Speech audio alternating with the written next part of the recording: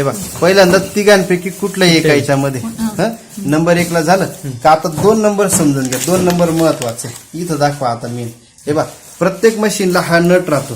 हे बघ प्रत्येक मशीनला हा नट राहतो, ही स्प्रिंग राहते आणि ह्या दोघी प्लेटा दिसल्या का मध्ये या स्टीलच्या या दोघी प्लेटा राहतात. आपल्याला मेन काय या दोघी प्लेट आहे म्हणजे दोरा ह्या प्लेटिंगच्या मध्येच पाहिजे. दोरा इकडं पण नको आणि शेवट पण नको.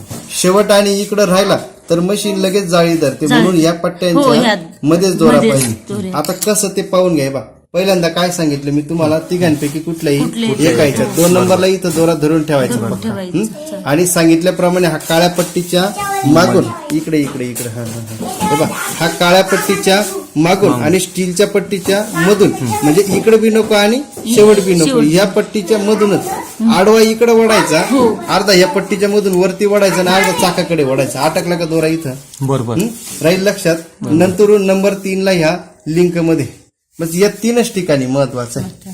आलं लक्षात. हे बा 1 नंबर 2 नंबरला हाफ राऊंड, नंबर 3 ला ह्या लिंक मध्ये याच्यात वळलं नाही वळलं महत्वाचं नाही, याच्यात वळलं नाही वळलं महत्वाचं नाही. आणि सुई वळताना सुई इकडं डाव्या हाताने वळायची.